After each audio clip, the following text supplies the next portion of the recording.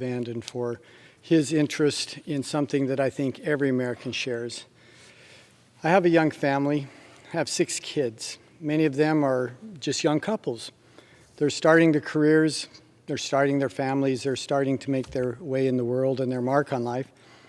And if you're a young family, you know what it's like to go to the grocery store and to pay more every week than you paid the week before. You know what it's like to fill up your pickup and have it cost more every week than the week you paid before.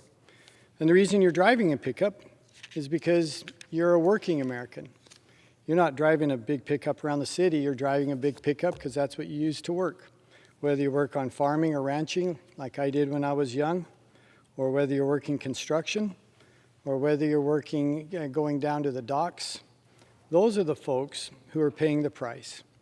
If you're wealthy, if you're affluent, if you don't yourself, you don't go shopping, but you have someone who shops for you, if you don't fill up your vehicle yourself because you have someone who fills up the vehicle for you and then picks you up, you may not realize what a painful thing this is for Americans. But the vast majority of Americans do their own shopping. The vast majority of Americans struggle paycheck to paycheck. The vast majority of Americans know what a painful experience we find ourselves in now. And after only 10 months of President Biden, Americans are facing the worst inflation than they've seen in 31 years. Democrats can keep saying these prices are only temporary, and we're told that all the time. We've been told that by the Secretary of the Treasury, we've been told it by the Chairman of the Fed, we've been told it by the President. And they can continue to say that. But the truth is that $4 trillion in spending, when he says it's $0 it will cost, the American people aren't stupid, and they know that's not true. They know inflation when they see it, because the consequences of this president's tax and spend agenda hits Americans, as I've already said, in their everyday lives. It hits Americans when the price of heating jumps from $574 to $746, which is what the Energy Information predicts it will cost the average house this winter. And it's a tough choice when you have some people who say, hey, we'd like to have it warm, we'd like for our little children to be comfortable, but we want to be able to buy the food that we want for them other than just macaroni and cheese, and some people are left with that decision. It hits Americans at their Thanksgiving table.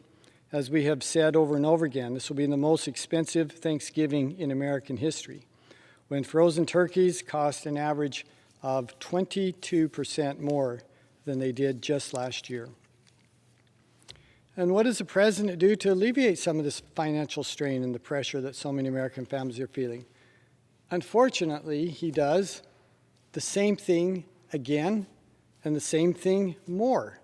The very same policies that put us in the hole. Here's the reality. There is no political spin for any Democrat. Americans will not be reassured by empty promises, by those who don't see inflation coming in the first place. And President Biden cannot wish away this cost of living crisis, no matter how much he would like to do that.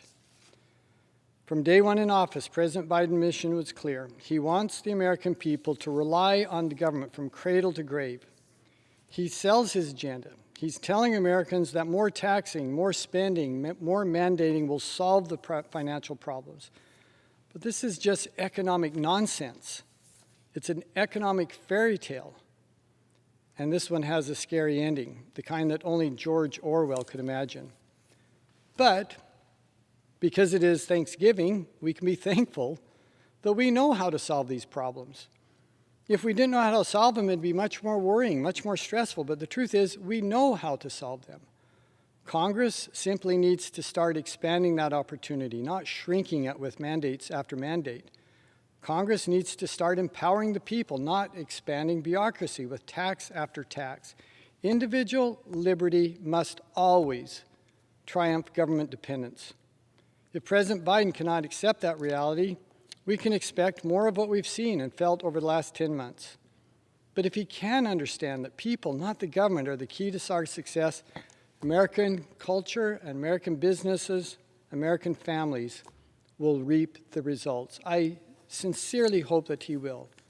I sincerely hope the president will look at the pain the American people are feeling, will recognize the responsibility he has not to make it worse, not to keep doing the same thing, just do it harder and faster, not to do the same thing and just excuse it away, but to try to do something different. Until then, I'm afraid we'll see much of the same.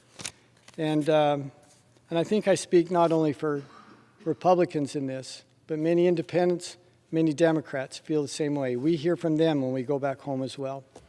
So, Mr. Owens, thank you, sir, for organizing this incredibly important subject. It's an honor to be with you, and I yield the floor back.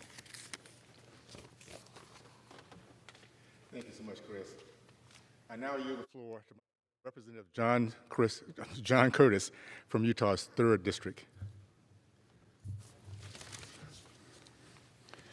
Thank you, Congressman. It's an honor to be here with you tonight and my 2 other colleagues. Madam Speaker, I rise today to join my voice with my Utah colleagues, vocalizing our great concern about the runaway inflation impacting Americans across the country. I remember the inflation of the 70s. When I bought my first home, we assumed a loan at 12% interest and thought that that was a bargain at the time. I remember what it's like to lose 10% of the value of a savings account in just 1 year. And I saw firsthand the devastation to our senior citizens and those on a fixed income with runaway inflation.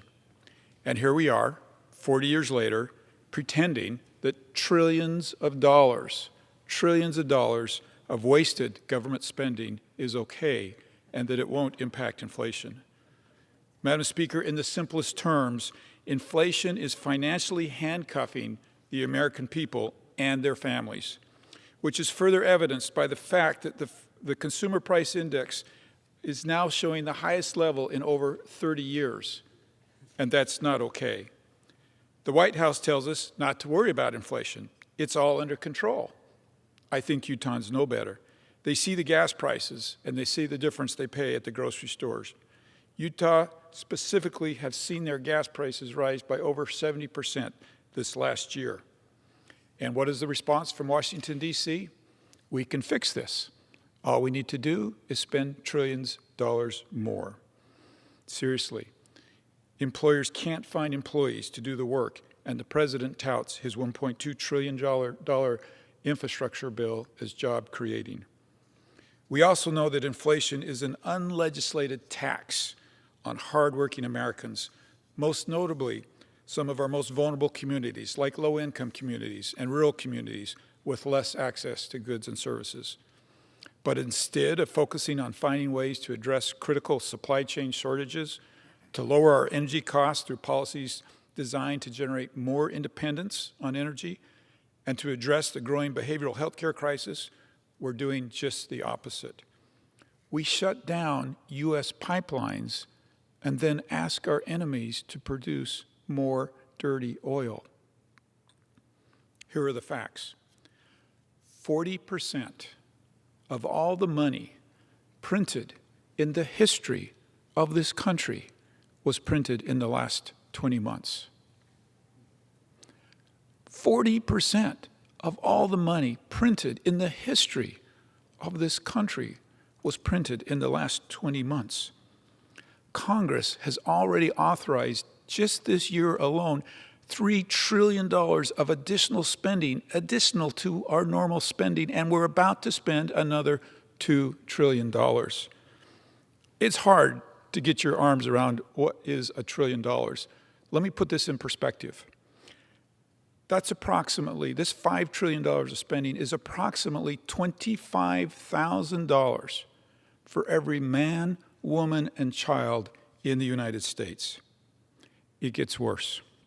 30 years from now, unless we pay that money back, and I don't think anybody believes we will have paid it back, that is now $750,000 for every man, woman, and child just in extra spending this year. That's not okay.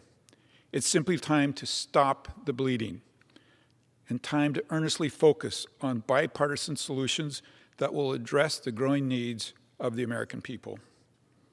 We literally cannot afford to play partisan politics at the expense of our constituents, more importantly, our children and grandchildren, and our future generations. Madam Speaker, I yield back.